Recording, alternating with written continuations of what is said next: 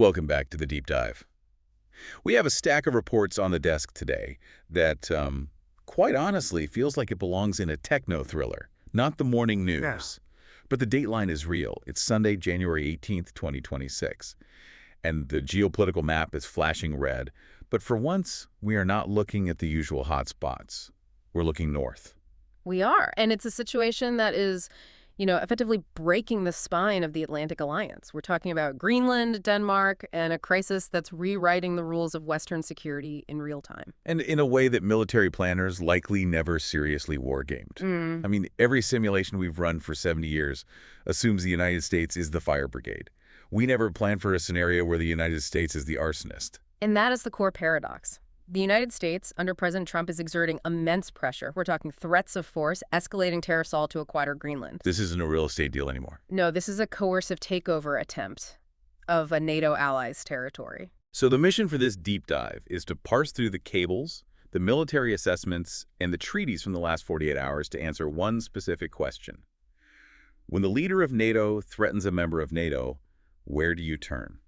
We're analyzing Denmark's potential pivot away from the Atlantic Alliance and toward a little-known European Union mechanism for protection.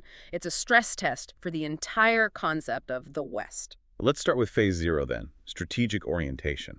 Before we get into the details, help us orient the map. We're used to thinking of Western security as a hub-and-spoke system. The U.S. is the hub. Europe provides the spokes. And that architecture relies entirely on trust. The strategic orientation has shifted overnight because we're witnessing a live-fire stress test of what Brussels loves to call European strategic autonomy. A buzzword that usually just means buying more European-made planes. Exactly. But today, it might actually mean survival. But help me understand the gravity here. Territorial disputes happen. Why is this specific instance threatening to shatter the entire alliance? Because the core issue is not just about territory. The central strategic question is this. In a scenario where the United States is the aggressor, not the protector, does Denmark have a viable security alternative? And if the answer is no? If the answer is no, then national sovereignty in Europe is effectively conditional on American approval. That's a terrifying thought for a continent with Europe's history.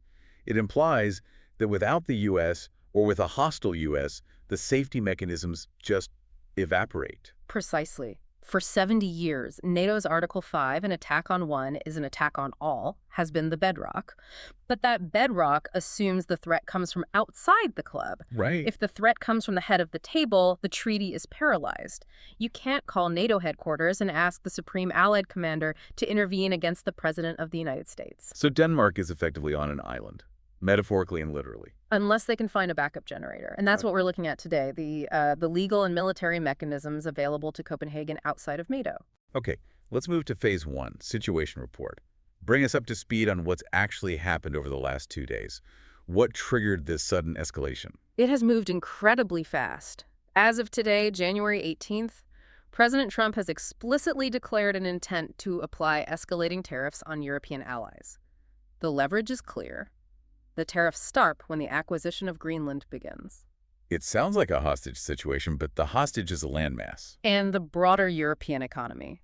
But, more alarmingly, the rhetoric has shifted to include explicit threats about using force to control the territory. So this isn't just, we'll tax your cheese anymore. No, this is, we will secure this asset. And this isn't isolated to just Denmark, right? I saw reports involving the UK. Correct. The threats extend beyond Denmark because the tariff implication is continent-wide. The UK Prime Minister, Keir Starmer, he came out yesterday and publicly criticized the plans. He labeled the move a mistake. Mistake is pretty diplomatic language for are you out of your mind? For a British Prime Minister to use that language about a sitting U.S. president, it's rare. It just highlights the severity of the rift. The UK realizes if Washington can coerce Denmark, London could be next on some other issue. What's the mood on the ground in Denmark? It's volatile. As of yesterday and today, we've seen thousands of protesters in the streets. The slogan is, "Leave Greenland alone." It's a massive public mobilization. The Danish government has a clear mandate from its people: do not sell. Now, you mentioned there's a specific military driver here. The U.S. isn't just doing this for minerals, something called the Golden Dome. Yes, and this is critical context. Russian military experts are claiming the U.S. interest is directly linked to this Golden Dome missile defense system. Can you break that down for us? Is this just a fancy radar? It's much more than that. It's an interception layer. The assessment is that the Pentagon wants to deploy this system in Greenland not just to watch, but to actively intercept threats. Geographically, Greenland sits right under the flight path of ICBMs traveling from Russia to North America. So putting a shield there makes sense from a U.S. defense perspective. It's the ultimate high ground, but it moves beyond simple surveillance. Russian analysts argue it fundamentally alters the nuclear balance of power. If the U.S. can control that airspace with interceptors, it degrades Russia's second strike capability. Which explains why the Trump administration sees this as non-negotiable. It's a critical national security asset, not just a land grab. Exactly. They see it as too important to be left in the hands of a small nation that might hesitate. They want total operational control. So that's the playing field. The U.S. squeezes Denmark for a missile shield. NATO is paralyzed.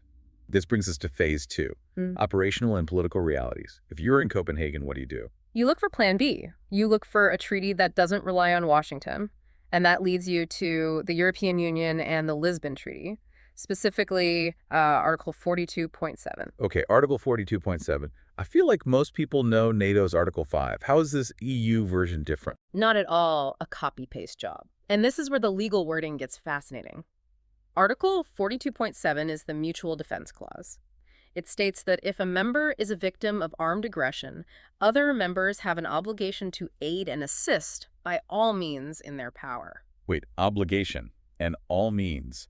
That actually sounds stronger than NATO's language. Linguistically, it is much stronger. NATO's Article 5 is actually surprisingly vague. It says members will take action as it deems necessary. So legally, under NATO, if I'm attacked, you could send me a box of helmets and a strongly worded letter, and technically you've fulfilled the treaty. Correct. It gives member states a lot of wiggle room. But the EU's Article 42.7 uses the word obligation. It binds the members much more tightly, at least in theory. There has to be a catch, though. We know the EU isn't a military superpower. The catch is capacity. NATO has the command structure, the integrated forces, the hardware. The EU has the strong legal language, but it lacks the unified army to back it up. It's, stronger in diplomatic language, but much weaker in available forces. There's another technicality I want to push on. Greenland isn't in the EU. They left back in '85 over fishing rights. So does this magic clause even apply to them? That was the first legal hurdle everyone looked at. But EU officials have moved incredibly fast to close that loophole. Andrius Kubilius, the Defense Commission chair, has already confirmed that Article 42.7 applies. And the justification is? That Greenland is a territory of the Kingdom of Denmark. The treaty protects the state, and the state includes its territories. So legally, an attack on Nuuk is an attack on Copenhagen. The shield extends. Okay, so the lawyers are happy, the paper shield is up. But for this to work, for the EU to actually stand up to the United States, don't they all need to agree? And that is the consensus problem. Activation requires unanimity. Every single member state. This is where the whole strategy risks falling apart. The weak link theory. Exactly. You have to ask the hard political question. Would a country like Hungary, which has maintained a much closer relationship with the Trump administration, actually vote to trigger a defense clause against the United States? Seems like a massive gamble for Denmark. It is. If Denmark calls for help and just one country vetoes it, the EU looks completely powerless. The shield evaporates and Denmark is left totally exposed. Has this clause ever actually been tested before? Only once. France, in 2015, after the Paris terror attacks. But that was against a terrorist network, not a superpower. Correct. And even then, the response was bilateral. France asked for help, and countries stepped up individually. Germany sent some troops to Mali to free up French assets. It wasn't a unified EU army marching under one flag. It was all ad hoc. Which brings us to phase 3, strategic implications. Let's play this out. Let's say Denmark pulls it off, they trigger the clause. The EU says, we're obligated to help. We're obviously not talking about an EU army fighting the U.S. Navy in the Atlantic. No, that's the unthinkable reality. We have to be clear, the probability of a shooting war between the EU and the U.S. is near zero. Right. The EU simply doesn't have the capacity. It would be a suicide mission. So if you can't shoot back, how do you fight back? You go asymmetric. You use the tools the EU actually has: regulatory power, economic access, and diplomatic infrastructure. What does that look like in practice? What levers do you pull? Our sources, specifically German representatives at the European Parliament, outline a countermeasure list. And this is where it gets heavy. We aren't talking about tariffs on bourbon. We're talking about the expulsion of U.S. troops from European bases. Wow. Kick them out of Ramstein, out of Aviano. Theoretically, yes. If Article 42.7 determines the U.S. is an aggressor, how can member states continue to host the aggressor's staging grounds? That would cripple U.S. power projection in the Middle East and Africa. Ramstein is the hub for everything. Precisely. It turns the U.S. military footprint in Europe from an asset into a vulnerability. The second option on the list is closing EU airspace to U.S. aircraft. A logistics nightmare. You'd have to fly around the entire continent. It creates massive friction. But the third option is maybe the most damaging to the current U.S. administration, blocking U.S. corporate access to the European single market. So the defense isn't a missile, it's a market ban. Correct. It transforms a military crisis into an economic siege. You block access for U.S. tech giants or financial institutions to 450 million consumers, and the stock market impact would be immediate, catastrophic. It's a game of chicken, but one side is in a tank and the other holds the keys to the global economy. A very apt analogy. Denmark could also use the clause to mandate a third-party mediator. The activation itself is a political and legal signal. It says to Washington, you are not bullying a small country, you're taking on a trade bloc that rivals your own GDP. But this all leads to a very dark place for the alliance. So, Phase 4. Scenarios and trajectory. If this happens, if Europe actually threatens to kick out U.S. troops, what is left of NATO? This is Scenario A breakdown. Fabrice Pothier at Rasmussen Global notes that if the U.S. annexes a member's territory, NATO might not legally dissolve. The treaty still exists on paper, but its credibility is dead. It becomes a zombie alliance. Exactly. You can't have a mutual defense pact where the leader is eating the members.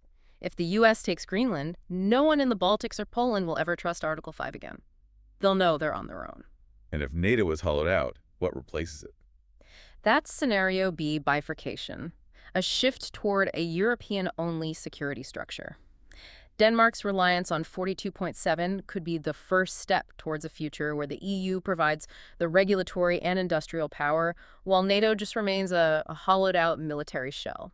It feels like the EU would be forced to grow up very, very fast in military terms. They'd have no choice. They would have to build the command structures they lack. It would bifurcate the West into two distinct pillars, North America and Europe operating almost independently. And if you're sitting in Moscow watching all this chaos? From Russia's perspective, this is a windfall. It validates their assessments of U.S. expansionism. The Golden Dome deployment confirms their fears of encirclement. But more than that, they're watching their enemies fight each other. Exactly. It fractures the Western alliance without Russia having to fire a single shot. It destroys the concept of a unified West. It suggests that the post-World War II order is finally over. It really feels like we are watching history pivot in real time. We have a U.S. administration prioritizing a strategic asset over the cohesion of its alliances. And Europe is scrambling to find a manual for a machine Article 42.7 that they never thought they'd actually have to use. And that is the danger. You can't build a security architecture overnight. Denmark is trying to use a legal lever to move a geopolitical mountain. It's a desperate move, but it might be the only move they have left. So to synthesize, the U.S. wants Greenland for missile defense. They're using economic and military threats. Denmark is looking to the EU's mutual defense clause as a shield. And the result might be the end of the Atlantic Alliance as we know it. And the birth of something else. Whether that something else is a stronger, independent Europe or a fragmented, vulnerable continent, that remains to be seen.